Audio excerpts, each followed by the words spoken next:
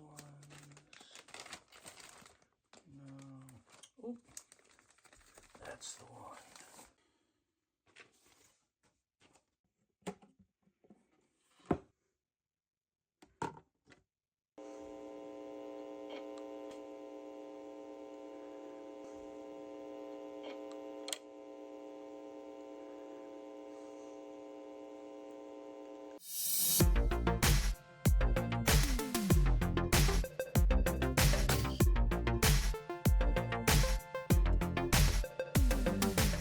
Hello, sports fans! Welcome back. My name's Nate Miller, and this is Givin Takes, the online sports show where every week I sit down with you all and talk about everything sports related. And how about that intro, right? I told you this week was an intro. There it was. What'd you think? I thought it was pretty good. It's flexed my creative muscle with that one, trying to figure out a fun way to, make an intro that I liked, that wasn't just, your average intro. So I thought that one ended up pretty good. I was pretty proud of it. Let me know what you think. I hope you all liked it too. This is a very fun episode. I'm going to get into a lot of fun stuff here. It is March. It is time for March Madness. We're going to talk a lot about that today. You'll see me fill out my bracket like I said. A bunch of stuff being planned for the future. Bunch of fun stuff I have planned for this episode. Just a whole lot of fun. And if you want to see more fun stuff like that, especially just from the Givin Takes show, you can follow me on Instagram and TikTok at Givin Takes. And as I mentioned last episode, I'm a part of the ETB network now, the Empty the Bench network, who I've partnered with, who I'm going to start making content for, making content with. You'll see me appear on some of their shows in the not so distant future, so I'm going to keep you all up to date about that. That's going to be super entertaining. You want to follow them on Instagram, Twitter, TikTok. That's all just at the ETB network, or not the ETB network. It's just at ETB network. And then on YouTube, it's youtube.com/ETB network. So that's everything I had to say to lead off. I just want to get right into it today because I'm super excited to do all this, especially fill out my bracket because I have not filled out a bracket yet. So I've been waiting for this. So here we go. Here is the starting nine right there for you. Leading off is going to be my March Madness bracket. I'm going to cut to it right after this. I'm going to shoot a video where it's kind of, me in the corner and then the bracket filled out. So you're going to get to see me make the picks live. I know last week I said it would be a paper bracket. That just didn't really work out logistically after I, thought about it. So that's going to be me filling out my March Madness bracket. Next, we're going to go down, and I'm going to revisit my conference tournament predictions from last week. I'm going to go through, and I'm going to see how many I got right, how many I got wrong. I think there were 71 total game picks for me to make. So all that included, we're going to see if I'm smart or am I dumb when it comes to picking these college ball games. We're going to find out. Then we're going to go down to the 3-hole. We're going to break down the bracket a little bit, give you a break in between. So we're going to go my bracket, conference tourneys, and then we're going to break down the bracket. So a lot of bracket stuff to start off today. And I'm going to give you my first round upset in each matchup, or a team who I think is a first round upset, a team who I think is an underdog that could go on, maybe make the Sweet 16. That's the minimum requirement for being an underdog in this scenario. And then my favorite first round matchup, I'm going to have 3 of those. So one of each of those in each bracket. Each quarter of the bracket. I did a very poor job at explaining that, but you'll see what I mean once we get to the subject. Then, our fourth subject of the day is going to be the World Baseball Classic. Italy is actually playing Venezuela right now as I record this, so there's a lot of fun stuff going on in the World Baseball Classic right now. I'm going to break down some of my favorite moments and kind of take a peek into what I think the championship will look like. The game might even be finished by the time I'm recording this episode. I'm not sure, but if it does finish, I'll let you know. If not, well, then it'll all just be up to speculation. Fifth on our starting 9, we're going to talk about Bam Adebayo scoring 83 points. Hot button topic in sports history to a degree. And a lot of people seem to be upset about it, which I find a little odd. So we're going to talk about that. And then move into sort of a similar subject, because thinking about Bam scoring 83, it made me think about other unbreakable records in sports. So we're going to dive into those a little bit. I picked out one from each of the 4 major sports that I want to touch on if it's feasible of being broken someday. Then for our State of the Unions this week, I'm keeping it on my home turf, talking about the Pittsburgh Penguins. They're a very interesting scenario. Getting Evgeny Malkin back from suspension tonight. Hopefully Sidney Crosby back from injury soon. Trying to finish strong and make the playoffs. A team that seemed like a shoo-in a month ago, now it really is a coin flip. At least that's how it feels to me. Then in the 8th spot, we're going to talk about the first week of NFL free agency. A lot of stuff went down. A lot of crazy moves, a lot of stuff that I didn't see coming. So we're going to look into that. And then finally, before getting into the top 10, we're going to end it off with talking about A.J. Brown, a player who's not a free agent, but might end up getting traded, might not. There's a lot of rumors right now. And then finally, as always, it'll be the top 10 ending our episode today. And you don't get to know the topic now, so if you want to know what I'm doing for the top 10, you either go all the way to the end now and skip all the rest of the sports stuff, or you sit, you hear me talk and make some bracket picks, and then you see what I rank at the end. So without further ado, let's get into this starting 9. Or not the starting 9. My brain's all frazzled today. I usually record these on Sundays. I'm recording this on a Monday today because with Selection Sunday and the USA game and everything last night, there were too many sporting events going on late that I wanted to cover in this episode, so I had to push it back a day. So I think I just must be off. But all that fluff aside, I'm going to try this again. Now we're going to get into our lead-off topic, which is my March Madness bracket. But before I go into making all the big picks, got to start with the first 4. I'm a man who appreciates the first 4. I like those games. While you don't pick them whenever you're making your bracket, I still think it's important to have picks for the first 4. So I'll rifle through those 4 real quick. And if I'm picking this/that team to win in the bracket, now here you'll know this is the team who I think will be represented in that game. So our first 4 game is UMBC versus Howard, the 16 seeds. Give me UMBC. Then Texas and NC State in a first 4 game. Give me Texas. Then we got Prairie View A&M and Lehigh. I'm going to be taking Lehigh. And then finally, the Miami, Ohio Redhawks, who I told you should make it in last week, and they did make it in as a first 4 team against SMU. Don't even need to think about it. Give me the Redhawks. So, right here, boom, these are my first 4 teams that I got making it in. And now, without further ado, I'm going to cut to me making my bracket picks. Alrighty, we are here. I am smaller and in the corner now, but that's because I thought you would, much rather see my bracket on the screen than me for this portion. And I think I'm accurate about that. So I'm hoping all this goes smoothly, recording both screens at the same time. I think it would. I think it should. Hopefully there are no issues, because I like the idea of this being my gut reaction to the bracket, not having filled one out yet or really thought about it. So you're getting my gut check. This is what I think. So I'm gonna just cut the BS, and I'm gonna just start making picks. So I'm gonna start up here in the East region. First team that I got. Ooh. This is a tough region, man. I mean, this is a slaughterhouse of a region. This one's gonna be rough. All right, cutting the fluff though. Taking Duke obviously over Siena. Ohio State, TCU. I've been liking how Ohio State's playing ball recently. I'm gonna take them. The criminally underseeded 5 seed St. John's Johnnies against Northern Iowa. Give me the Johnnies. They haven't shown me anything that makes me think that they're not at least a Sweet 16 team. Then Kansas against Cal Baptist. Feels like a lot of chalk right now, but I think I'm going to go with Kansas here. And then Louisville, South Florida. I'm going to take South Florida here. They've been hot recently. Definitely taking Michigan State over North Dakota State. Give me UCLA over UCF. They've been playing good ball lately, especially against MSU in the Big Ten tournament. They surprised me there, believe that. And then I like UConn here.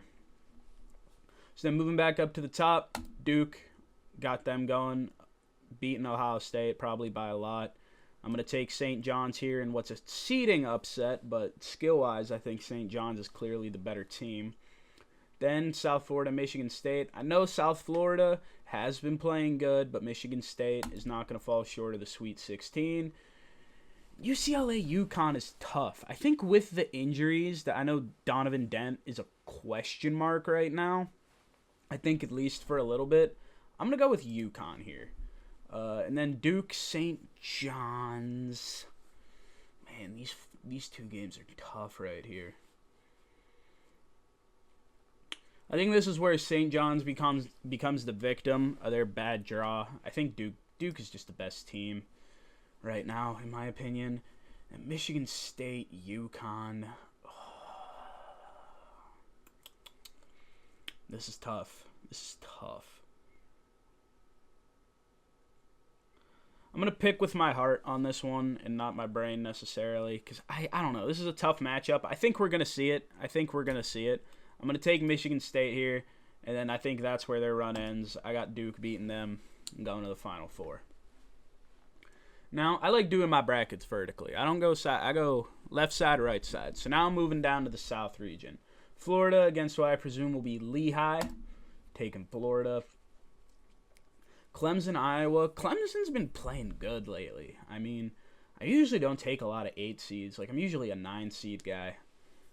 Just based off how I've done brackets in the past. But I like Clemson here, so I'm going to go with Clemson. Give me Vanderbilt over McNeese. I mean, McNeese had their Cinderella last year. I get they have Oricon, but I don't think Ora is going to beat the team who took down Florida. Give me Vanderbilt. Troy, Nebraska. I'm going to take Nebraska. I like North Carolina here. I'm going to take Illinois. I'm going to go with Texas A&M and then Houston. I haven't picked a lot of upsets yet, but this doesn't feel like a huge early year upset round to me, even though I feel like I say that every year, and every year my bracket sucks. So now moving in around to 32 here, Florida, clearly, and then Vanderbilt and Nebraska. I think we're going to get this Florida-Vanderbilt rematch. North Carolina, Illinois. I think I'm going to take the 6th seed here. I think I'm going to take North Carolina to get this dub in that game. And then Houston, Texas A&M. Give me Houston. Florida, Vanderbilt. I mean, Vanderbilt beat these boys the other night, you know? Like, Florida won. Or Vanderbilt beat them, but you know what? I don't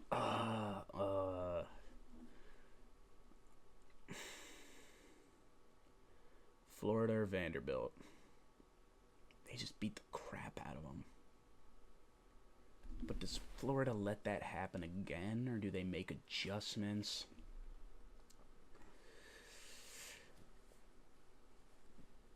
Give me adjustments to be made. Give me Florida going to the Elite Eight. North Carolina, Houston. I think Houston's a great team here. And they get it done. And then national championship rematch from last year. This one does not go the way of the Gators this time. This is where their title defense ends. Give me Houston up in that Final Four. Now we're going into the West, starting with Arizona and Long Island. I'm going to take Arizona here. Then Villanova, Utah State. Villanova just lost to Georgetown, which I accidentally predicted in the last video, so I thought that was very funny. I'm going to take Utah State here. Wisconsin. Give me Wisconsin. They shoot lights out as of late. I love them. And they're going to be going up against Arkansas. I think this might be one of my favorite games of the tournament here, if we get to see it, is Wisconsin-Arkansas in the second round. I love that. BYU against Texas and NC State, who I believe will be Texas in this scenario. You see the mouse over it. I like BYU. Yeah, I'm going to take BYU here. I'm going to take Gonzaga against Kennesaw State. Give me Missouri over Miami. I think Miami's a wee bit fraudulent this year. And I'm going to take Purdue over Queens, of course. And then I got a whole rest of this region to fill out. So Arizona and Utah State, give me Zona. And then Wisconsin and Arkansas. This is going to be such a good game.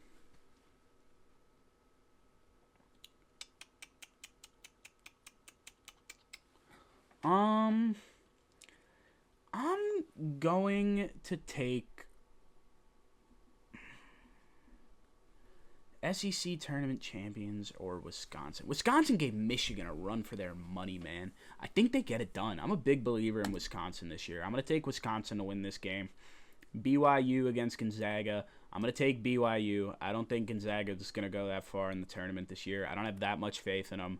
I like BYU's team. I was right with how far they went in the tournament. They didn't beat Houston. But I think Gonzaga is definitely a tier 2 below Houston this year in skill, despite them just being a 3 seed. Give me BYU. And then give me the first big early round upset that I got. I'm going to take Missouri over Purdue here. I know Purdue just ran Michigan's pockets, and they've been great, but I like a sneaky Missouri here. I don't know why. I don't have much to back it up, but I'm going to take a sneaky Missouri upset there. Then Arizona, Wisconsin. This is the earliest. I have a 1 seed going out so far. I'm going to take Wisconsin into the Elite 8. And I have BYU meeting them there. I'm going to take BYU to beat Missouri here. And then Wisconsin-BYU Elite 8 matchup. I think we're going to see Wisconsin in the Final Four. I really do. Which it's a hot take, but, I mean, hey, every bracket's got to have something weird going on with it if you want it to be good. Then finally, our last region. First game we got going is Michigan against UMBC. I'm clearly taking UMBC here. I'm just kidding. I got Michigan here, obviously. Georgia St. Louis. Give me St. Louis. They've been a pretty good ball club this year. Ball club sounds like I'm talking about baseball, but no, I like St. Louis here. Give me them. Texas Tech and Akron. Do I want to take the MAC champs over Texas Tech? No. No, I don't. I mean, I can't. Yeah, I'm going to take Texas Tech here, but I am going to take Hofstra to upset Alabama. That's my first big double-digit upset, my only real big double-digit upset that I got in this. Because this just feels like a chalkish year to me, man. I know it's going to be wrong, and it just won't be, but give me Hofstra there. Thought about taking Akron. I really did, but I think Texas Tech gets it done. But if there's going to be a 12 seed who wins, it's going to be Akron. Now, Tennessee, Miami, Ohio. If it's SMU, for some reason, I think I take Tennessee here. But given that I believe Miami, Ohio is winning this first 4 game, for now, I'm going to take Miami, Ohio to win this first game. No team that's ever gone undefeated in the regular season has been a one and done in the tournament. So I'm taking Miami, Ohio to beat Tennessee here, just based off history. They'll be meeting Virginia in the round of 32. Kentucky gets a little win over Santa Clara because they're not a 3 or a 4 seed this year, so I don't think they'll be upset in miraculous fashion like Kentucky likes to do. So I think they get it done there.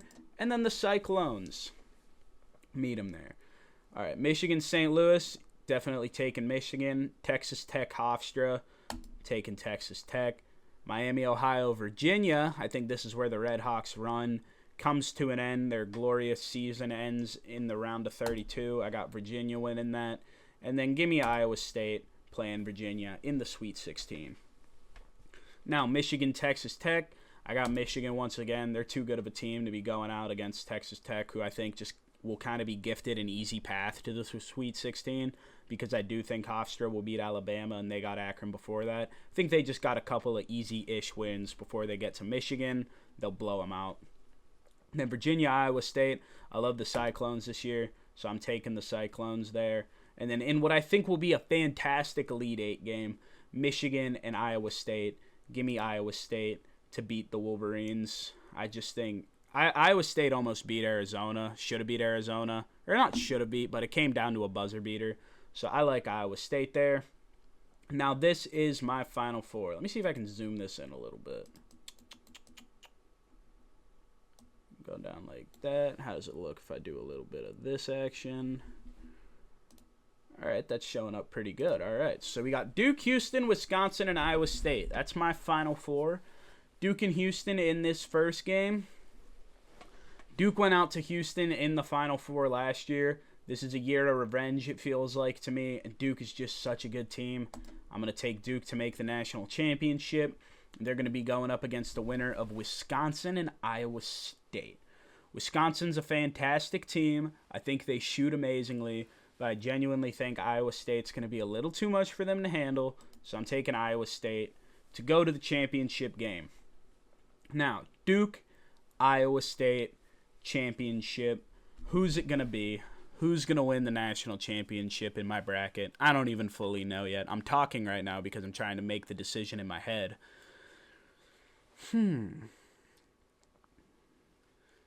I don't think Iowa State's my national champion. I think I got to go Duke here. I think Duke is just such a good team. I like them to win. Give me a final score of like 84 to 81. I think it's an overtime game. Give me a 3-point win for Duke in a quick one. That's my bracket. Duke is my champion. And there it is. So, those were my March Madness picks. It was the first bracket I filled out. So just, initial gut reaction. I'm going to spend a lot more time actually going through and researching now that I've gotten this out of the way for the video. Making just, diving more into the matchups and the analytical side of things to make my picks. But that's what I like as of, right now, as of me recording this video. So the bracket will change as I fill out probably 9 more or whatever it is. But yeah, that was my official Givin Takes bracket. So with that all said and done, now we're going to move on to our second topic, which is seeing if I'm smart or not. Looking at my accuracy within the conference tournaments. So we're going to start off with the Big Ten here. This, as you can see, is my original prediction for what the Big Ten bracket would look like.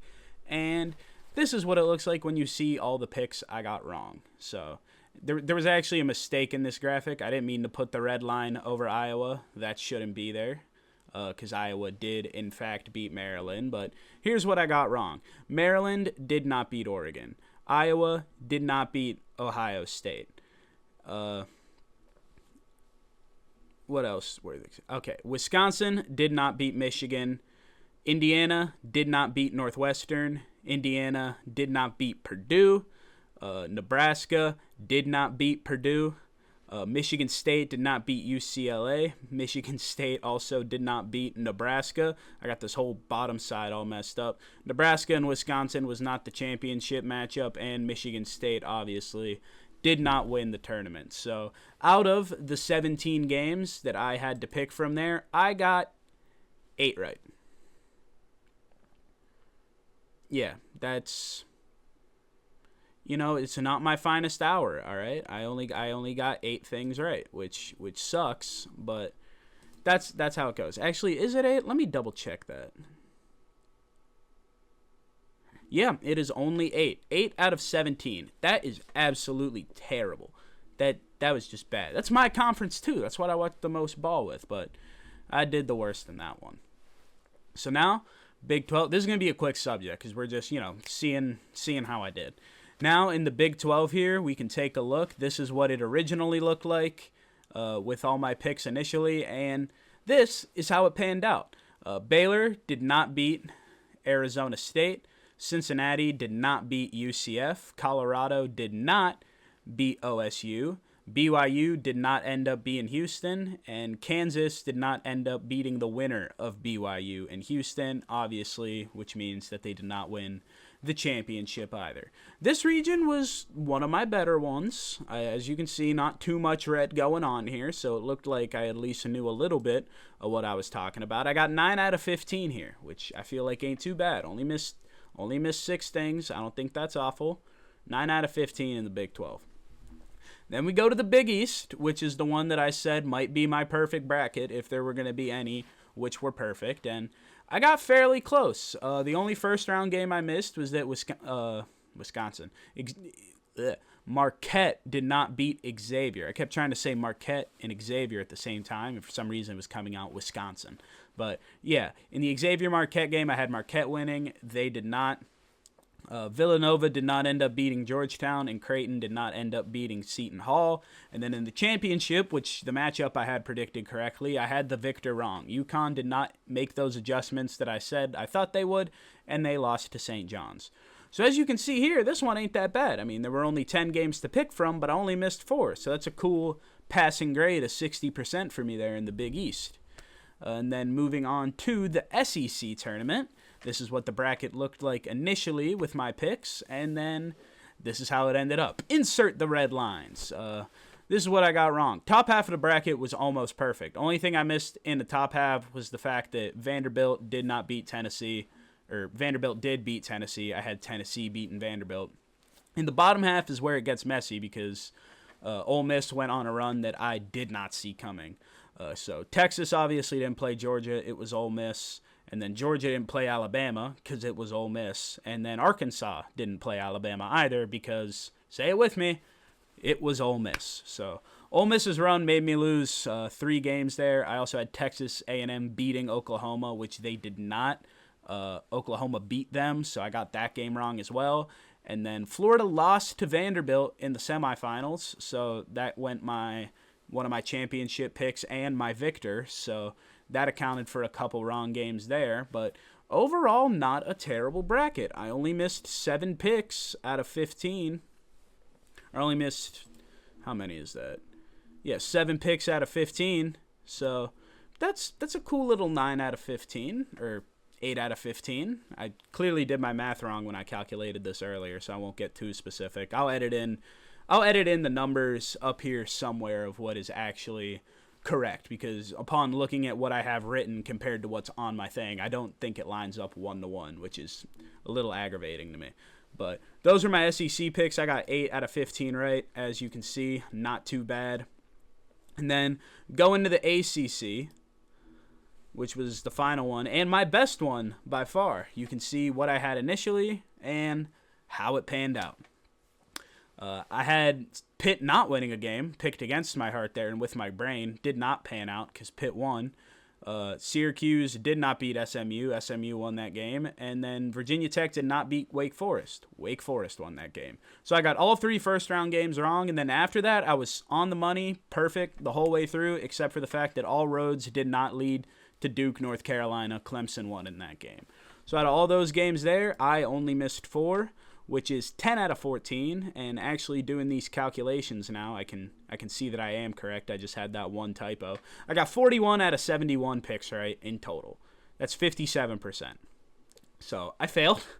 If this was a test in a school, I would have failed. But, you know, that's just how it goes sometimes. It was my first time trying to fill out every single conference bracket, and I think I did okay, I mean, I really didn't. 60% ain't that good, but if I was betting every game and I was winning more than I was losing, then hey, over 50% is pretty good. But if we're talking about a test in like a standardized school system, I failed.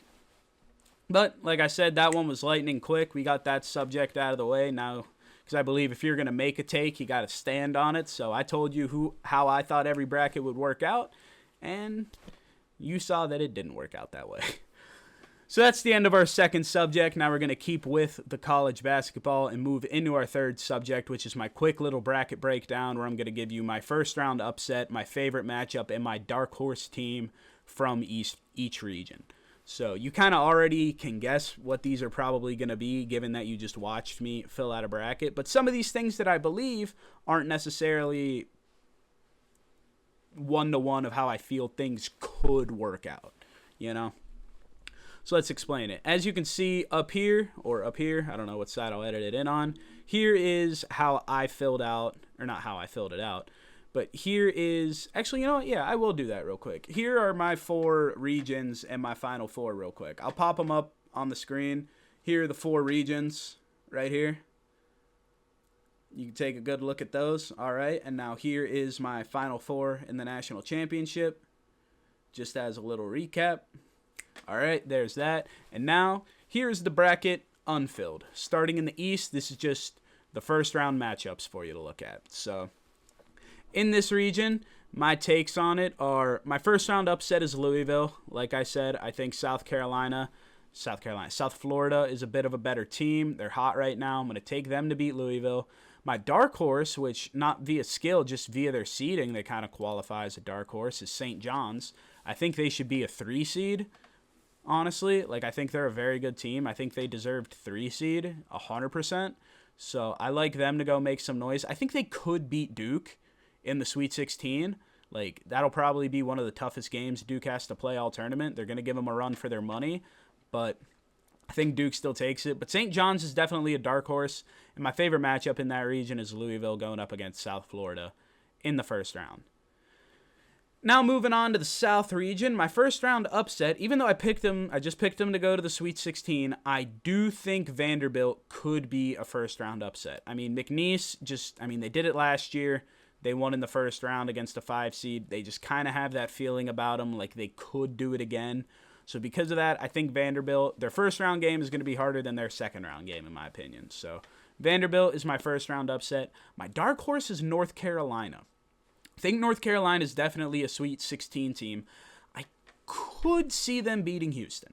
Now, I don't think it's very likely because they haven't been playing that well lately, but in March, crazy stuff can happen. So I don't think they make it to the Elite Eight since they have to go through Houston, but give me North Carolina to definitely make some noise.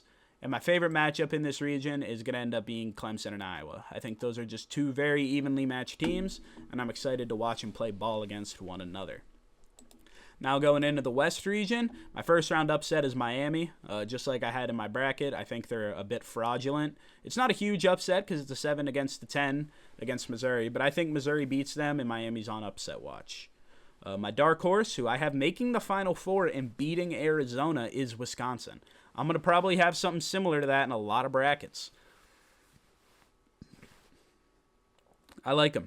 I think they shoot really well. They were so close to beating Michigan in that game. I think they could have beaten Michigan easily if just a couple shots fall their way that didn't.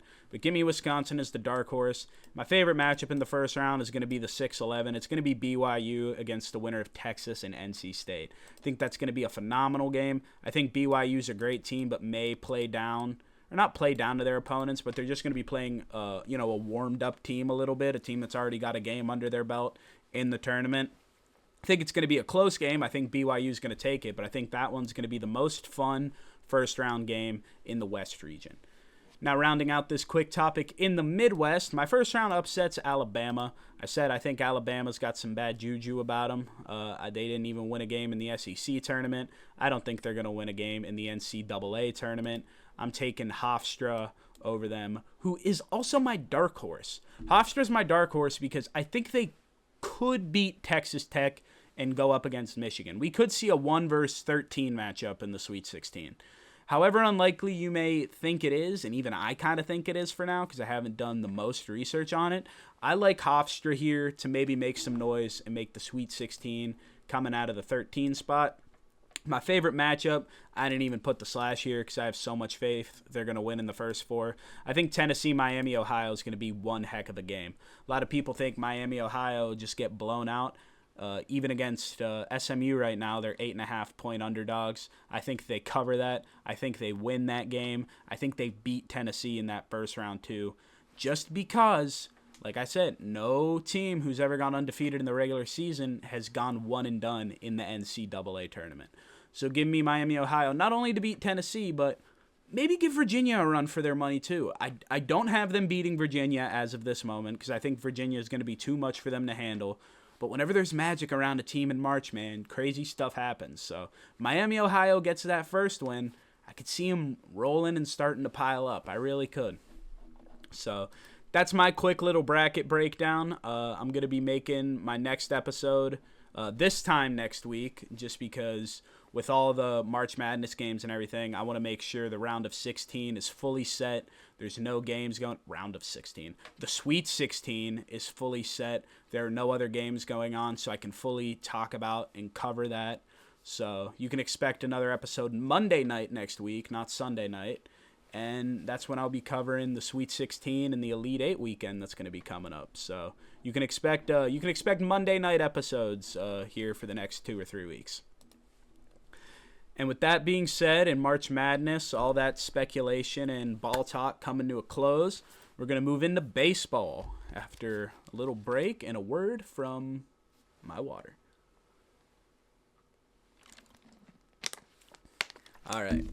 I'm hydrated now, so I'm going to talk about the World Baseball Classic. I said it in my first episode I ever made of this show that this tournament was going to be fun and exciting and that everyone should tune in. And guess what? I was right. This is awesome. It's been so much fun watching the World Baseball Classic. I mean, I have a couple bullet points here of just things I wanted to mention because there have been so many moments that have been so much fun. So the first is just the whole USA Mark DeRosa thing. How Mark DeRosa thought they had clinched the quarterfinals when they hadn't. So that led to Italy and Mexico being this huge game for US fans to watch. I mean, regardless of DeRosa, if he actually thought that or if he just misspoke, it's in the past now. It would be a bigger point, I feel like, if USA wasn't in elimination play. If they would have lost in pool play, then yes, it would have been an issue. But it's behind us now. Regardless of what he thought, you can call it luck, call it whatever. The Stars and Stripes are in the championship. And how they got there against the Dominican Republic last night was a great game. If you like offense, you hated that game.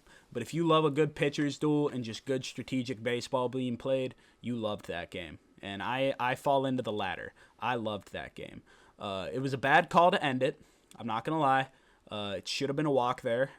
Just should have been runners on the corners with 2 outs. In Tatis up. As much as I love the U.S. and I wanted them to win that, which I did, that was ball 4. That was ball 4. And big calls like that are such a huge reason as to why I'm very excited for ABS to be coming to the MLB this season. Because regardless of who you root for, games shouldn't end on bad calls like that. They just shouldn't. And talking about that championship, I'll do a little check here to see if the Venezuela-Italy game has finished up. Gonna do a little check ski here. Venezuela has taken a 4-2 lead against Italy, and it's the bottom of the 9th with no outs right now. All right, so it was 2-1. Hockey is here. The Spinoramas here. All right, that's enough of that. A little ESPN ad throwing me off. Probably throwing you off, too. Regardless. Okay, so Venezuela, barring a miracle from Italy here, which I'll check on in like 15, 20 minutes to see if it happened. It's looking like it's going to be Venezuela and Italy in the championship, or Venezuela and the USA in the championship. A rematch of the semifinals in the 2013 World Baseball Classic, where Trey Turner hit that iconic grand slam. That's going to be a great baseball game.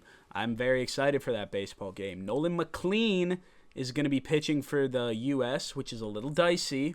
I think that's going to make it rough for the U.S. It's not going to be an easy win, regardless of what the U.S. wants to think. Their offense hasn't been crazy. Harper and Cal Raleigh haven't been hitting that well. We have a bunch of guys on the U.S. team who aren't hitting that well, and Venezuela seems to just be a well-oiled machine right now. So I want the U.S. to win. I think the U.S. will win, but I mean, Venezuela right now are just showing me that they can beat anybody. They beat Japan, who hadn't lost a game. They beat Italy, probably, in this scenario, if barring a miracle, who hadn't lost a game up to this point. So I like Venezuela, man. They are a heck of a team right now. And the Venezuela-Italy game tonight has been fantastic. I missed the last 3 innings because I had to start recording this. But up until that point, it was a great game. I'm interested to see how they got that. It's a 4-2. And the Venezuela-Japan game was unreal. Venezuela went up, leadoff homer from Ron Acuna Jr. Then Venezuela went down 5-2. Then they came back and went up 8-5. It was a game going back and forth. Super entertaining to watch. My favorite game of the tournament so far. And I think anyone who's been watching the tournament could agree that that's been the best game we've seen so far. And I have written here that Italy is a powerhouse and they have such a real chance to win it all. And that's looking like, unless something changes here in a crazy bottom of the 9th, it's looking like that's not going to pan out. But all that being said, it's been such an incredibly fun tournament, and I can't wait for it to be ran back in 2029. Like, it's so much fun. This is the best baseball tournament out there. I think it's better than Olympic baseball too. Just saying. But I've loved every moment of this tournament. We got 1 game left after tonight. I hope all eyes are tuned in on it. It's going to be a fantastic game, whether it be Venezuela or Italy, most likely Venezuela. But I just can't wait for the next one because I think it was popular in 2023, and then I think it got even more popular this year. And not only with fans, but just the names of players who are competing too, which creates such a good atmosphere, such a good tournament. And I know a lot of people think like, oh, well, I wish more players who are actually born in the country that is being represented are the ones that are playing in it. Like Italy, a lot of people are just calling them the Italian-American team because of how many Italians they have that have, are Americans primarily. They just are of Italian descent, which I agree. I get why that could ruffle some feathers, but in my opinion, it just creates such a more entertaining product that I don't really care. Like, it's just a baseball tournament at the end of the day, and you have people representing whatever country they want to represent. And as long as it means something to them and they're going out and playing with passion, more power to them, because I enjoy watching it, and it doesn't bother me. Before I switch subjects, I'll do one last Venezuela versus Italy check for you. All right, there is one out in the bottom of the ninth right now. Italy is still down 2. I'll do another checkup on that later. Keep you guys updated, even though this is coming out at a time where you already know how this game ends. That's more so for me, but, that's how it goes. So that's the World Baseball Classic for you. It's been such a fun tournament. We got one game left, the championship. I think it's going to be a great game. Now moving on to our 5th topic. Bam Adebayo scored 83 points in a basketball game. That's a true statement. It shocked me. I was at work halfway through the game, and I saw that he had 43 points at halftime. And I was like, whoa, I can do math. That means he's on pace for 86. Now, you see people have crazy halves like that, and then they either get pulled in the second half or don't do as good in the second half, and they end up with like 60 or 70. Happens very, very often. But then I kept keeping up with it on ESPN. It's like, all right, well, the third's almost over, and now he's got 58. And it's like, whoa, okay, now the third is over, and he's got 60, like 60 plus. And it's like, all right, he just needs to have a 20-point quarter here, and he breaks Kobe's 81, which is the modern-day record. I get Wilt scored 100, but until we see footage of it, like, it's Kobe's 81. I believe he scored 100 points. I can't believe we don't have footage of it, is all I'm saying. I mean, so he goes through that fourth quarter. I know he got a lot of help from free throws, but it was a historic performance nonetheless. Both by Bam Adebayo and the Wizards. Bam Adebayo, historically good. The Wizards, historically bad. I mean, talk about a team that could not be bothered to play defense. But I love seeing history. I was excited for him to go out and beat Kobe's 81. I wanted him to do it just because I want to see the boundaries of these records be pushed in sports. And this was a prime example. Bam went out there, did it, 83, and now goes Wilt, Bam, Kobe, which is just a crazy lineup of 3 players' names to say in succession. But Bam has the second most points ever in an NBA game. That's a fact. Yet people are just hating. Players, coaches, fans, people are finding ways to hate, which I don't get. I can't even begin to understand it. Like, while I get you could hate, I don't understand why you would. Like, a man made his sports history. Like, if Kobe was your favorite player or you're a Laker fan, sorry. Records are meant to be broken. That's no reason to hate on the guy that broke the record. Because he did it, right? He did it. He didn't cheat his way around it. He did it. Did his team maybe have some foul things here and there? Yes. But we saw Bam saying, be like, don't foul. Like, he just wanted to get it. And a lot of people were upset, like, that, oh, he didn't pull himself or Spo didn't pull him. What the hell is that? You want him to get out of the game while he's chasing history? I mean, any person in that scenario, if they're closing in on breaking Kobe's 81, who would say, take me out of the game? I'm good here. Like, genuinely, who would do that? Like, go out and break the record. Like, if you're at 98 points and you're close to breaking Wilt's 100, you think someone's going to be like, nah, man, you know what? I think Wilt should keep the record. I'm out. Like, no, you're going to go out there and you're going to push those boundaries. And I actually commend him for doing that. I think too many times people are on pace to have these insane games and then they get pulled in the fourth. Like, let a guy go out there and make history. It's fun, it's interesting, and it's just good for the game. Like, those top 3 single game point performances hadn't been broken or hadn't been altered since Kobe did it. Like, this is the first time we've seen a change on that list in years. Like, that's good. That shows that these boundaries are still able to be pushed and these things are still possible to achieve. I like that. I hate the fact that there is just one man on this planet Earth right now who has scored 80-plus points in an NBA game, and people are deciding to nitpick and hate on him. I mean, it's not his fault the Wizards fouled him as many times as they did and led him to break the record for free throw attempts in a game. It's not Bam's fault. Like, what do you want him to do? Not try to play through the contact or draw the foul or not make his free throws? Like, what do you want out of him? I mean, that man, if he makes a couple more threes that he shot, hits 100 points. Which is just crazy to say, but it's true. I mean, it was a historic game, historic performance by Bam. Hats off to you, Bam Adebayo. I clap for you. I applaud you. I think you did great. Drown out all the hate. It was a great performance. And it might not have been the purest 83, you know? It might not have been because he went out there and shot lights out. Yes, their foul shots were a big part of it. But that's no reason to knock him down because of it. The man made history, and I think we all just need to respect that. So, I kind of want to play off that now. And you might notice I'm talking faster or saying less. I think I said this at the top of the episodes, but I'm trying to make these episodes a little bit shorter than I have been recently. They've been pushing like 90 minutes plus. I want to get that down closer to like 75 minutes maybe, like an hour to an hour and 15 minutes. So I'm experimenting a little bit here. I wrote down less for me to talk about, some quicker topics.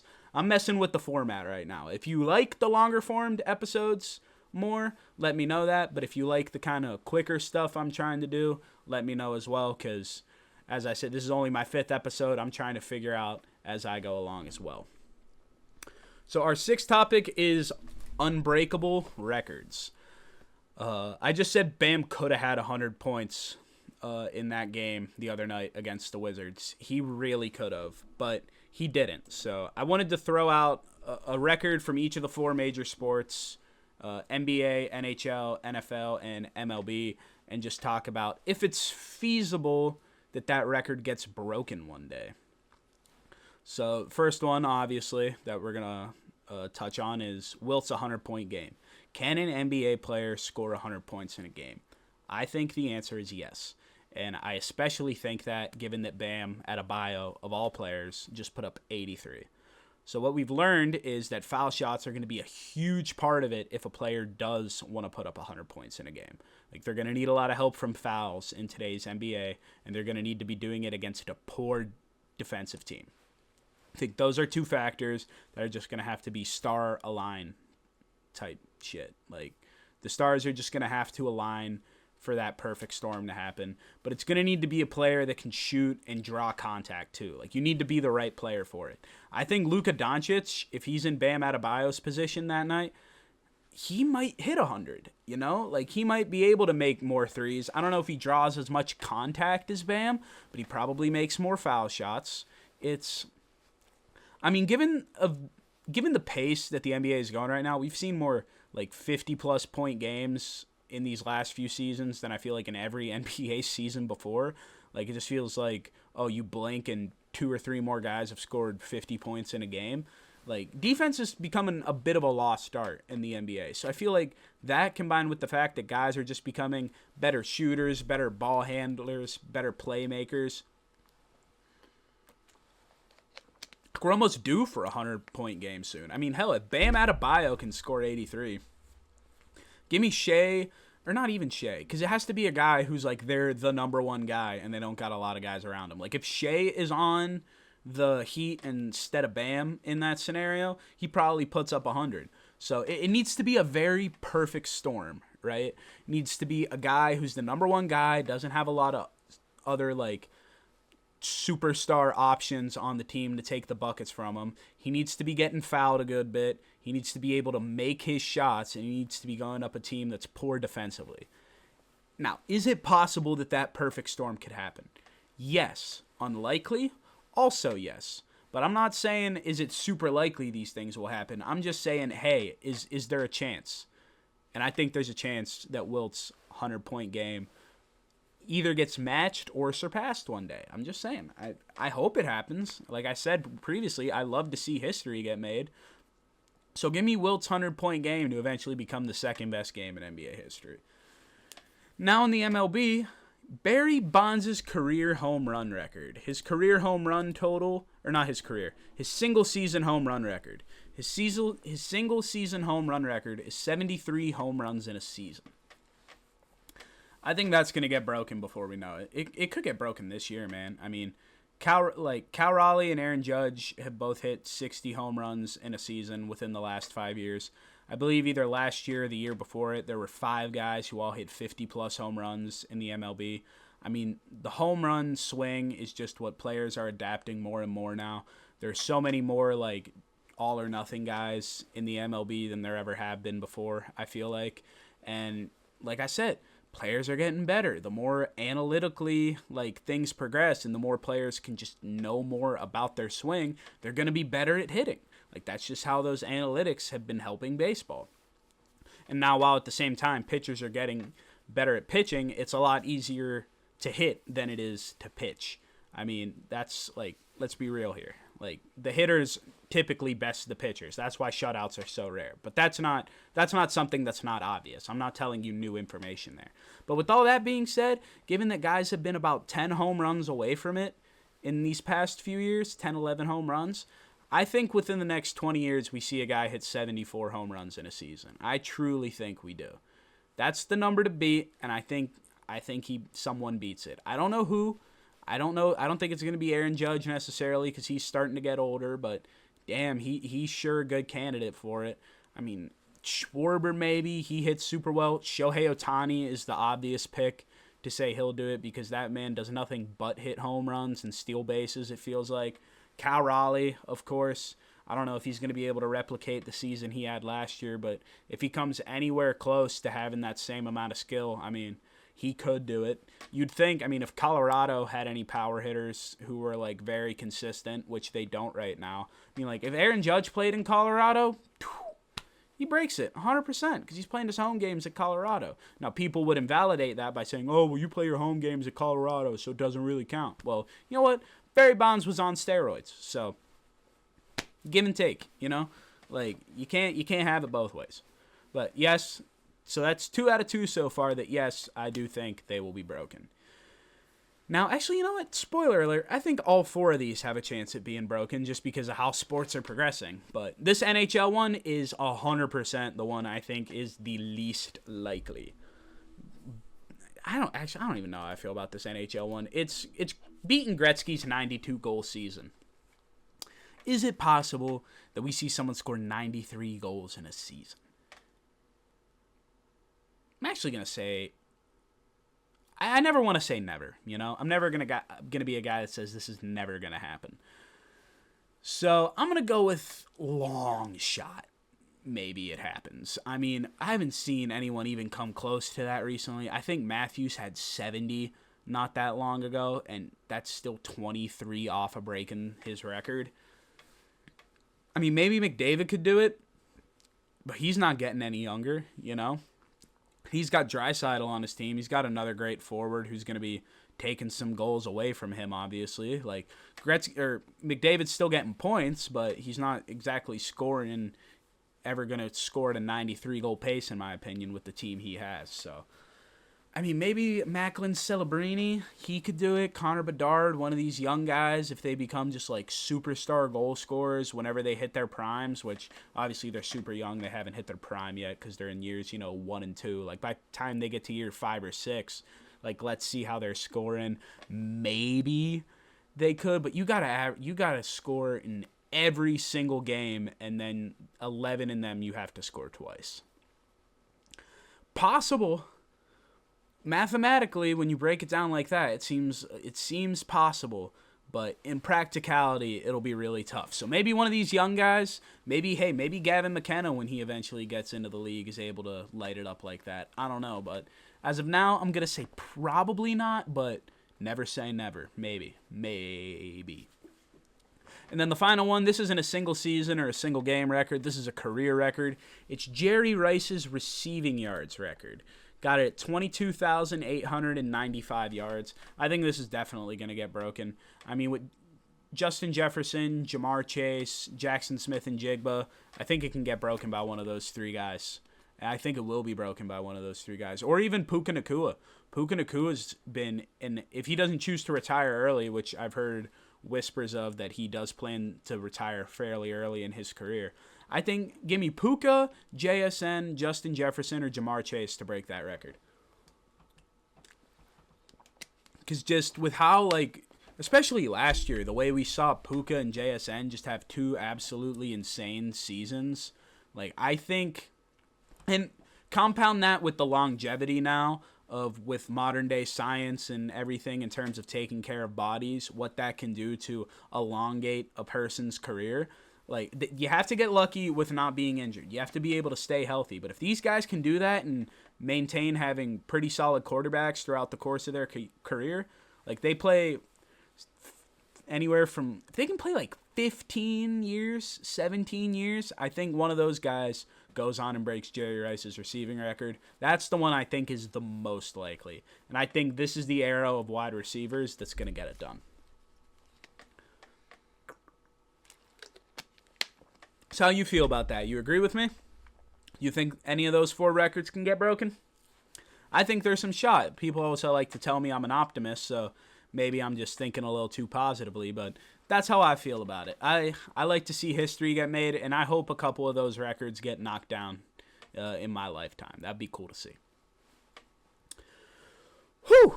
I feel like I'm going quick here. But like I said, that was my goal. I don't want these episodes to be super duper long. I wanted to make them a little bit, a little shorter and more digestible for you guys when watching them on YouTube. So I hope you're liking it. If you don't, like I said, let me know. But if you do like it, you also got to let me know, all right? That was me leaning into the mic. But all right, let's get it going here with our State of the Union. 7th topic, as always. This week, I'm talking about the Pittsburgh Penguins. Pittsburgh Penguins.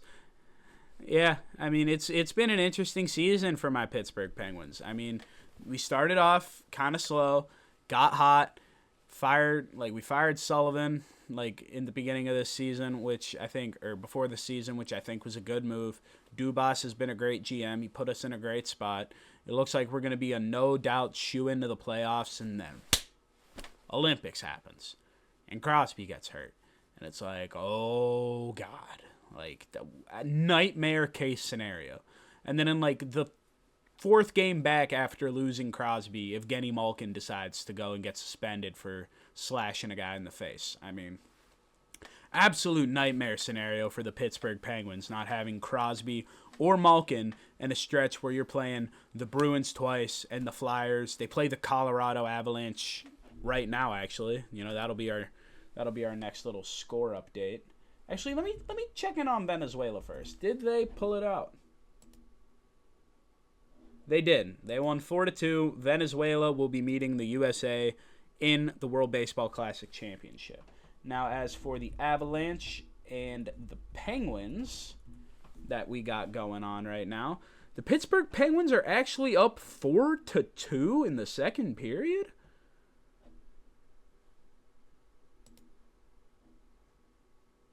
All right, well, okay. I'm shocked. I'm not even faking it. This is just wow. Okay. Well, Evgeny Malkin's got 2 goals right now. He definitely took that suspension hard because he came back and is just lighting up the Avs. So, all right, Penguins are beating the best team in the league right now on the road 4-2 halfway through the second period. Okay. So, clearly, Evgeny Malkin coming back has helped them out. But that doesn't change the fact that they need to, they got a 2-game lead over being out of the playoffs. 2-point lead over being out of the playoffs. If they win the night, it'll be 4, which is a much more comfortable cushion. But they're in second place. The Islanders, they're tied with the Islanders, who are in third place in the division, both with 81 points. And then the Bruins, and I can't remember the other team, are the 2 wildcard teams right now with 81 points. And then the Columbus Blue Jackets, who are in the Metropolitan Division, so 4th place in the Met. They're the first team out right now in the East of the playoffs. They're at 79 points. So you have a 2-point buffer. Hopefully, if they can keep this up, it'll be a 4-point buffer tonight. But you need to play better. I mean, I get you still have a 77% chance to the playoffs, but the fact that you just have lost in overtime 15 times this year, I think is a big problem. I mean, I know it's a completely different overtime once you get to the Stanley Cup playoffs, so by the time the regular season ends, that's not a problem. But with 16 games left to go, like, you need to be playing lights out when Crosby gets back, because the East is just so tight. I mean, the Islanders, they're not really losing games right now. They're playing insane. Columbus is on fire. I mean, the whole East is on fire right now. I've never seen a whole conference collectively be as good as the East is in the NHL this year. So you need to put the pedal to the metal. They have one of the tougher schedules going down the stretch. This Colorado game was definitely like the big one you circle, being like, all right, this is the big one here. But I don't know. My whole like train of thought got thrown off. I feel like when I saw that they were up 4-2, I did not expect that. I felt like I expected the inverse. But also, the Pens are notorious for blowing leads. I'm not oblivious to that. The Penguins need to win this game. They can't go up 4-2 and blow it. I mean, getting Stuart Skinner over Tristan Jarry has been a monumental change in that. But still, at the end of the day, you need to tighten up on defense more. You need to figure out how to win in overtime over the course of the next 16 games. Because it's going to be a long time before any of these like mid-tier teams in the East lock up a playoff spot. Like Hurricanes, they'll lock up a spot soon, but like everyone else, I mean, it's a tight race going into the wild card. So I know this kind of became more about the NHL Eastern Conference a little more than it did the Pittsburgh Penguins specifically as a team, but despite that 78% chance to make the playoffs, they need to put their foot on the gas, man. Like, they need to get it done. Like, they need to get a point in, like, each of their next 3 games or something to make me feel comfortable again. Because given how often they lose in overtime, they're just one slip up away from falling out of the playoff race. So, Malkin being back has clearly reignited this team after some overtime losses and just some bad losses over the course of these last 2 weeks. But hopefully this changes things. Sidney Crosby also, it's going to be great to have him back on the team, of course, but that's how I feel about the Pittsburgh Penguins right now. They're playing good tonight, but they need to keep this moving going forward, because Crosby's supposed to be back on March 21st, but God forbid that gets elongated, then we're talking about, like, we're going to be needing to revisit these issues. So that's my State of the Union on the Pittsburgh Penguins, my favorite hockey team. I still can't believe they're beating Colorado on the road right now, but that is the end of my State of the Union for the Pittsburgh Penguins. Time for another water break.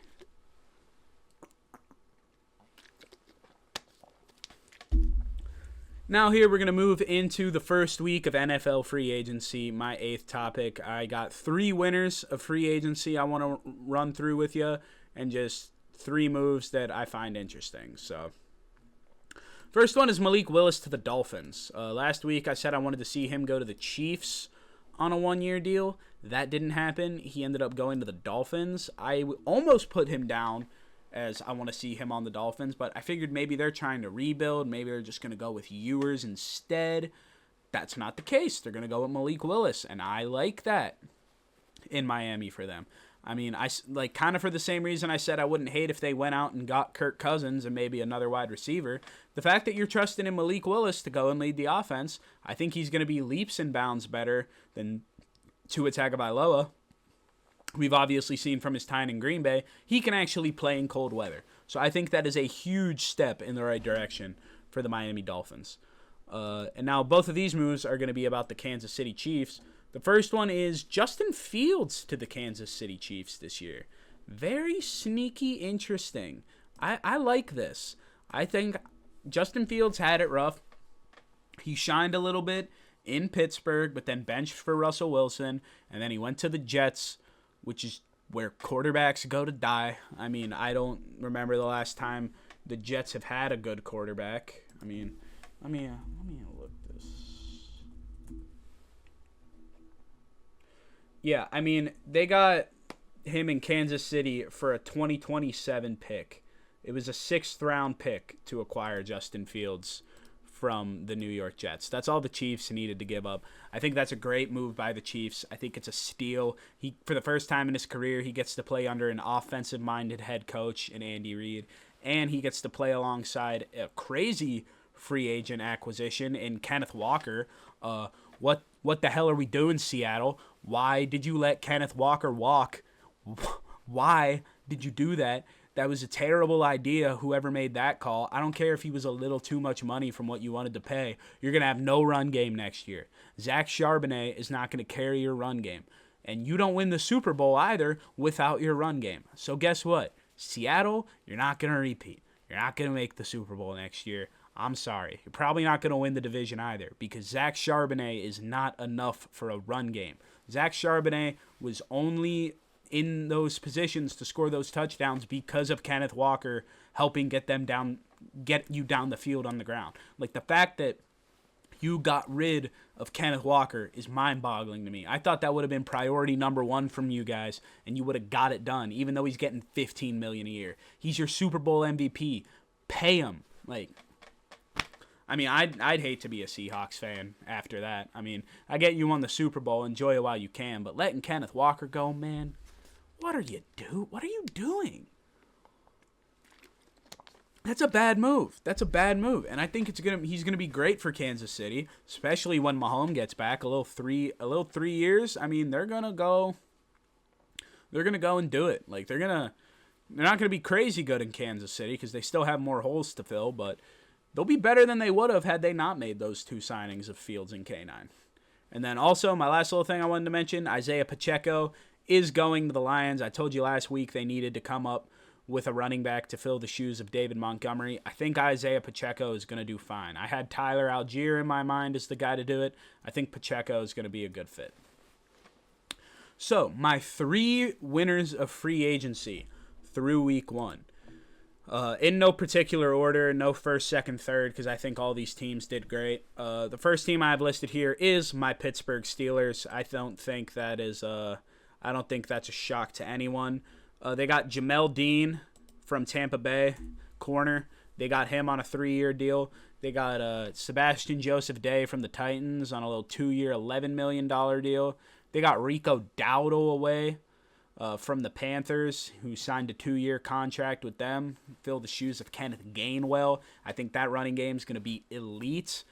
They got punter Cameron Johnson coming to the team on a 1-year deal. They re-signed Asante Samuel Jr. to a 1-year deal, the cornerback. We got safety Jaquan Brisker from the Bears, 1-year, $5.5 million deal. I'm super excited about him playing with Jalen Ramsey in the secondary.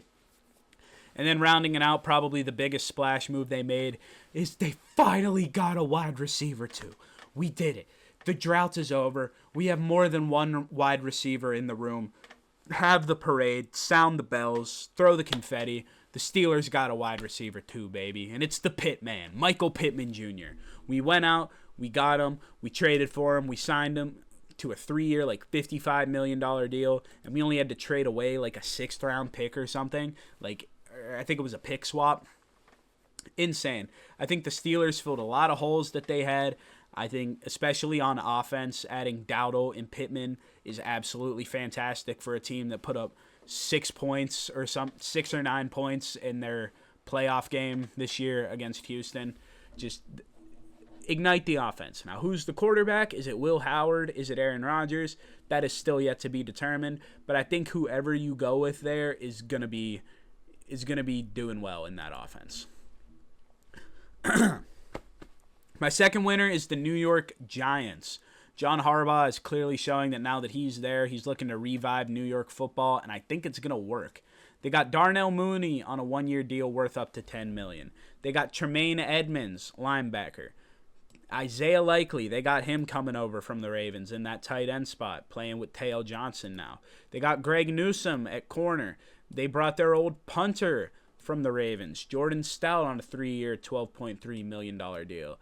Jason Sanders is going to come kick the ball. They got Calvin Austin away from the Steelers. I think he's going to be a great wide receiver. Speedy dude. You can get real creative with him. John Harbaugh played against him a lot in his time with Baltimore. I think he's going to be able to find some creative things to do with him. He knows how he plays. They got Patrick Ricard, fullback. coming over from the Giants. He's going to be in that room with Scatabo. I think that's fun. You got our Darius Washington, safety, signed on a 1-year, $3 million deal. You got Tremaine Edmonds coming over from the Bears, linebacker.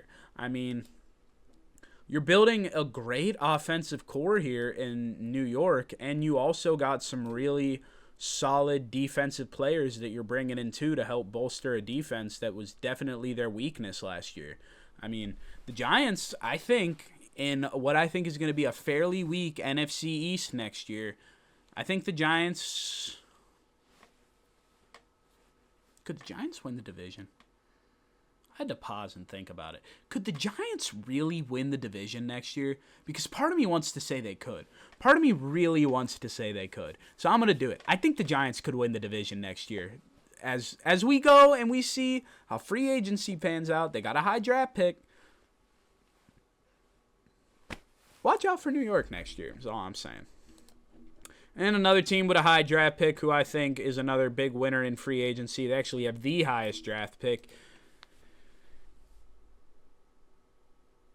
It's the Las Vegas Raiders. I paused. I don't know why I paused. I was thinking like I would do like a little joke there, and then it was just like fax machine noises in my head. Like nothing funny came to me, so now awkward silence. How cool was that? That was great.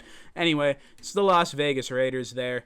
They got the number 1 overall pick, and they're definitely already trying to build around Fernando Mendoza. They got Segun Alubi, linebacker they're bringing in. They're getting the fullback Connor Hayward from the Steelers. That's going to be, hopefully they utilize him in a tush push like the Steelers did, because I thought that was a great little play they had to get a yard. They got Quay Walker coming in, linebacker. They're getting wide receiver Jalen Naylor, which I think is a fantastic pickup for them. He's going to be great for Mendoza to throw to. They got Nakobe Dean they're bringing in at the linebacker position.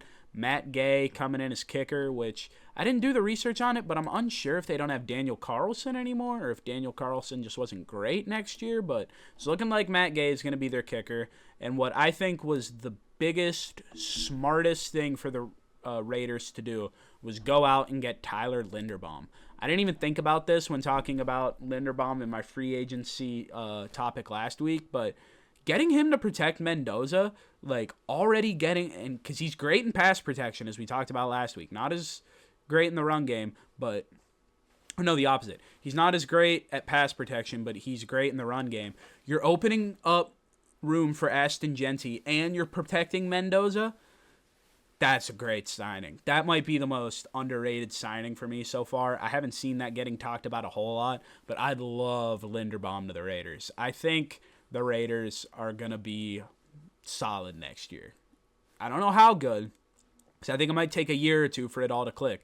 But with Linderbaum, you got Nakobe Dean and Quay Walker now on defense. You got Ashton Genty, Fernando Mendoza, Brock Bowers, Jaden Naylor. I mean, they're starting to put together a roster, and just given who they're in the division with, I don't think they finish better than third next year. I think they'll be better than the Chiefs. I don't see them being better than the Chargers or the Broncos. But the more I think about it, the AFC West is going to be a very fun division to watch next year. So those are my 3 winners in free agency. I got the Steelers, the Giants, and the Raiders. I think they've all had a great first week. But there is still a lot of signings to be made and draft picks to be made as well. So I'll keep covering this as we go along. We'll see how it progresses. But that's how things stand as of March 16th, 2026 at 11:20 p.m. So finally, before we get into the top 10, very, very, very, very, very briefly, I'm going to talk about A.J. Brown. So in my head, there are 3 possibilities for what ends up happening to A.J. Brown. He either stays with Philly, goes to New England, or goes to the Rams. I'm going to break down each very, very quickly. So if he goes to the Eagles, or if he stays with the Eagles, I think they're just going to have the same kind of season they did last year, but be a little bit worse. I mean, I get you're getting a new offensive coordinator because your offensive coordinator was bad last year, but I just don't think A.J. Brown's going to be as productive as you want him to be in Philadelphia anymore. I think he's just the kind of guy that needs a new home. He needs to go somewhere else. He needs a fresh uniform to throw on. Like, I'd like to see him go to New England or LA, as unlikely as it may be given that trade talks have started to stall. I hope they pick back up again. I'd like to see him go somewhere else because I think he's just kind of gone stagnant in Philly. I mean, if he does live Philly, think about it. You can give Devontae Smith an opportunity to become the wide receiver one for the first time in his career and go out there and get the job done. I mean, a lot of people are saying it'll be a similar situation to JSN, like when DK Metcalf left the Seattle Seahawks and opened it up for JSN to be wide receiver one and he went off. Does Devontae Smith have that potential in Philadelphia? I don't think he does with Jalen Hurts. I don't think Jalen Hurts is that great a thrower of the football to his wide receivers. I know a lot of people get really butthurt when you criticize Jalen Hurts, but that's how I feel about it. I don't think he would get it done with Jalen Hurts, maybe with a better pocket passing quarterback, because he's a great dual threat quarterback, but I just don't love how he gets the ball to his receivers. I get he won a Super Bowl, whatever. That's still my take on Jalen Hurts. So I think it would be better for both parties if you were to trade him away, because you're also getting something back for A.J. Brown. Like, it's not like you're letting him walk in free agency. Because if you do let him get to free agency, then he walks and you get nothing, and that sucks. So I'd trade him while you can, honestly. If he goes to the Patriots, I think that'd be good for the Patriots. Let him play with Diggs and Kayshon Boutte and Hunter Henry and just those other pass catchers. But, like, who's the other one I'm thinking of? The name is slipping my mind right now. I can't think of it. But I think that would be good for a team that was definitely carried by their defense. Not to say their offense wasn't good. I mean, Drake May had a great year. Ramondre Stevenson and Travion Henderson were both very solid running backs in New England last year. But I just think that if you add A.J. Brown, that actually helps complement your defense more, because if you're putting up more points, your defense is on the field for less time and they get less tired. I mean, your offense is clearly what hurt you in the Super Bowl. So that's why I think it would be nice for you to go out and make that splash trade for A.J. Brown. Now, you have to think about what you're going to be giving up for him, but I think you would be smart for them to go get A.J. Brown. And then in terms of him going to the Rams, depending on what they have to give up, because I could see them wanting like Devontae Adams or something like that for A.J. Brown. But if you can get away with not having to give up a superstar for A.J. Brown and maybe just like some firsts and like a role player like Blake Corum or something, that team might go undefeated and win the Super Bowl. I think we could see like I think the 72 Dolphins would be shaking in their boots for the first time ever if they can keep 99% of that team together and add A.J. Brown via trade. That might be one of the greatest football teams we've ever seen. Because how are you going to cover A.J. Brown, Devontae Adams, and Puka Nacua? You can't. And that defense, too, I mean, they would be so good. Like, that would be an insane team to me, with MVP Matt Stafford throwing the ball to him, Kyron Williams and Blake Corum running the ball, the defense that just added cornerback Trent McDuffie to it. I mean, if the Rams get A.J. Brown, I genuinely wouldn't be surprised if they didn't lose a game and won Super Bowl 61. You heard it here first. If they land A.J. Brown, they might go undefeated. So, that is the end of our starting nine. I hope you enjoyed that. Like I said, I tried to pick up the pace with it a little bit today, because not only was the bracket segment long, but I just kind of wanted to make these videos shorter as a whole. I think I'm doing a decent job at that. I'm looking at my little timer right now. It says I'm still under an hour post-bracket segment, so I'm hoping to get this under 90 minutes. And that means that this top 10 today, because that's right, it's time for the top 10, is going to be a bit of a quick one. Now, is that by design? No. Is that because I picked a topic that I don't necessarily know the most about? Yes. I did the top 10 duos in NBA history. Now, I thought it was going to be a lot easier for me to make this list. I thought I was just going to know, like, oh, yeah, it's these guys. But it was tough. Like, the one I could only come up with, like, all jokes aside, like, I had, like, 6 or 7 in mind that I was like, yeah, these guys are on there. But I had to do some research to find out who else I was going to use to fill up the list. So there's a weeny bit of bias in here, mostly just with my number 10 pick, because I needed to fill out the top 10 a little bit. But here we go. Without further ado, my number 10 duo in NBA history, I got Russell Westbrook and Kevin Durant. They brought Oklahoma City to life. They were very fun to watch play. They were very young. They clicked. They worked really well together in Oklahoma City. Even after James Harden left, if they don't blow a 3-1 lead to the Warriors, they might beat the Cavaliers in that 2016 NBA Finals.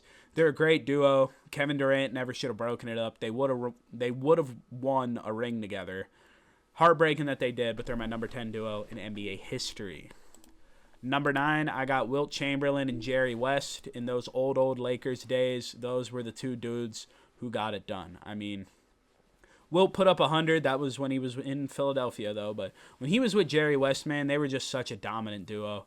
I mean, they were so good. They were that first, big boom in the Lakers. Like, that's what got them on the map initially, like before Magic and Kareem, who we'll see later on this list. But I got Wilt and Jerry West as my number 9 duo all time in NBA history.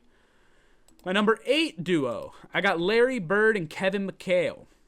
Now, this was kind of just like a full research one that I figured out. I did not have them on my radar at first, but after looking up what they did together in Boston, it was obvious that they had to be on here. I mean, I knew Larry Bird was lights out shooter. That's like Larry Bird's thing, that he could shoot the ball. I didn't realize how well he worked with Kevin McHale and how big of an influence Kevin McHale was, not only within Bird's game, but just how important he was on those Celtics teams. I mean, I knew he was good, but like, it's like that Shaq meme. Like, I'm sorry, Kevin McHale, I was unfamiliar with your game. Like, I did some research on it, and he could ball, man.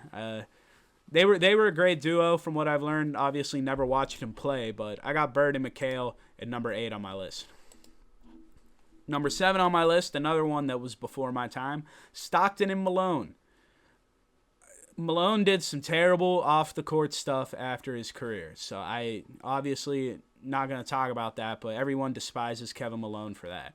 But when talking about specifically on the court, him and John Stockton were great. Like, they were great. The mailman delivered. Stockton, the all-time leader in the NBA for assists and steals. I mean, they were so close to beating the Bulls in the NBA Finals. They would have gotten a ring for Utah, broken up Michael Jordan's perfect streak. They didn't. They lost, which is kind of why they're not higher on this list, is the lack of championships. But just the pure dominance and versatility that they had, point guard and big man, they were fantastic. I think they are well deserving of number 7 on this list. Number 6, this is one that I saw a lot when I was young. Bron and D Wade. Now, you may think they should be a lot higher, but kind of what hurts them is just the fact that they didn't play together that long. Like, that's the only real thing I think that knocks them down here. I mean, they won 2 championships, lost 2 championships, dominant duo. Their names are forever intertwined in basketball history. You can't really say one without the other. I mean, D-Wade is not D-Wade without LeBron, and LeBron is not LeBron without D-Wade. I think we all know that. I respect what they were able to do. But I think it's just the fact that they weren't teammates for that long of a time is kind of what does it for me. It was like 5 or 6 seasons they were together. I just think some other duos on this list have longer tenures with each other, so that kind of what puts them above. Just because, they have a they have a bigger, what's the word I'm looking for? Body of work. They have a more, they just have that's it. They have a bigger body of work together. So because of that, Bron and D-Wade take a little bit of a hit in the rankings, but they're still number 6 all time. Number 5, I got Tim Duncan and Tony Parker. I mean, talk about a duo, man. They were so good. Like, I know Duncan has 5 rings. I can't remember how many he won with Parker. At least 4 of those, I'm pretty sure. But what a dominant duo. Talk about, like, when the Spurs were, like, they're back to being good again, but they had that stretch where they sucked, so the last time they were good, it was Parker, it was Duncan. I know Kawhi and Manu Ginobili were there too, but Tony Parker and Tim Duncan were the guys who held it down. 2 Hall of Famers. I think Tim Duncan is the best 4 to ever do it. Like, if you're telling me to make an all-time team, it's Shaq at center.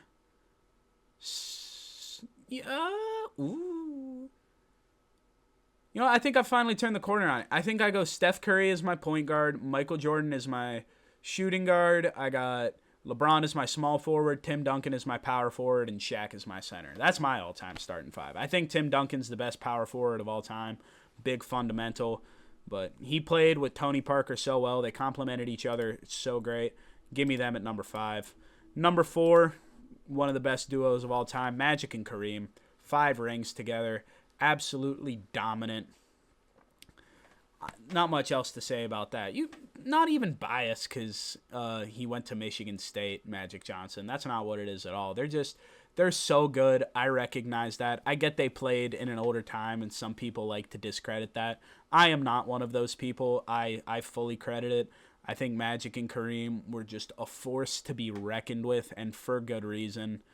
Arguably the greatest point guard and greatest center of all time. I said arguably because I think Steph and Shaq have them beat, like I just said, in that all-time starting 5, but they're arguably each the greatest to do it at their position, so I got them at number 4 on the list.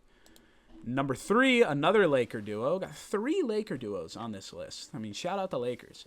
It's Kobe and Shaq. They are not the best, but the most dominant duo of all time is Kobe and Shaq. They just, like, Kobe and Shaq, man. Like, those 2 words just feel like they go together like ketchup and mustard. Kobe and Shaq. They won 3 straight championships together. I mean, they probably could have won 8 straight championships together if it hadn't been for their falling out, you know? I mean, they were just so good, so dominant. If Shaq had Kobe's work ethic, man, it's crazy to think that Shaq and Kobe are kind of a what could have been, despite winning 3 straight championships together, but in a way they are. So I got them as number 3 on my list all time. Now, number 2, I got Steph Curry and Klay Thompson, the Splash Brothers. They revolutionized the game, man. They won 4 championships together. They just changed how the 3-ball, I feel like, is utilized in the game of basketball. Those 2 guys were peanut butter and jelly, man. I mean, they played so well together. When one was off, the other one was on. When they were both on, you were screwed. When they were both off, it barely ever happened when they were both off. I'm not going to lie. I mean, they were such a good duo. If not for Klay's Achilles injury and also KD's Achilles injury and a 3-1 comeback, you're talking about having not lost the championship from 2015 to 2019. 2015, 2016, 2017, 2018, 2019. Like, we're talking about a 3-1 comeback and an Achilles injury away from those dudes winning 5 straight championships, and then after being counted out, coming back and winning one in 2022. I mean, those 2 could easily have 6 rings together, which is crazy, but they don't have 6 rings together, unlike my number 1 duo of all time in NBA history, Jordan and Pippen. What else is there to say? There's not one without the other. Michael Jordan needed his Pippen. Pippen needed his Jordan. They're Batman and Robin. I mean, 6-0 in the finals together. I get they had Dennis Rodman and Steve Kerr and a couple other guys around them throughout the years who were great ball players. But those teams, if one of those guys, either Jordan or Pippen, I don't care who, you take them off the team, they don't win.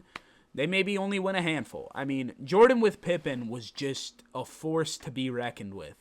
They were so good. I wish I was alive in the 90s to see them play. I watched the Last Dance documentary, so I thoroughly enjoyed that, by the way. So I got, the same peek behind the curtain that everyone else did to how these guys played. They were dominant. They never lost in the finals. 6-0, both of them. Put some more respect on Scottie Pippen's name, by the way, because he was one hell of a basketball player. They're my number 1 NBA duo of all time. So running it back for you, at 10th I had Russell Westbrook and Kevin Durant. Number 9, Wilt Chamberlain and Jerry West. Number 8, Larry Bird and Kevin McHale. Number 7, John Stockton and Karl Malone. Number 6, LeBron and D. Wade. Number 5, Tony Duncan and Tony Parker. Wait, did I say that wrong? Tim Duncan and Tony Parker. I feel like I said Tony Duncan, but I don't know. Tim Duncan and Tony Parker. Number 4, we got Magic and Kareem. Number 3, it's Kobe and Shaq. Number 2, Steph and Klay. And number 1, Jordan and Pippen. So that's it. That's all I got for you guys on this 5th episode of Givin Takes. I tried to speed it up a little bit. I don't know how good a job I did of speeding it up. I'll obviously see once I edit this and got the final number. But like I said, I want to make these episodes maybe a little bit shorter than they have been these last few weeks, kind of closer to that hour 15-minute mark. We'll see how I did, but that's all I got for you today. If you like this, like the video, subscribe. As I said at the top, you can follow my stuff on Instagram at Givin Takes. Same thing on TikTok at Givin Takes. And follow the Empty the Bench network too. They're great people, giving me a better platform to do all this on. They're at the They're just They're at ETB Network on Instagram, Twitter, and TikTok, and then YouTube.com/ETB Network if you want to watch their longer form content on YouTube. I'm going to be appearing on some of their shows coming up here within the next couple weeks. If I can get my computer to agree with the program I need to run in order to join some of those shows, ongoing technical difficulties that I'm working out. But yeah, fun stuff coming up ahead. Like, subscribe, enjoy your week, and I hope you had a great time listening to me talk sports today. So as always, I've been Nate Miller, and those were my takes.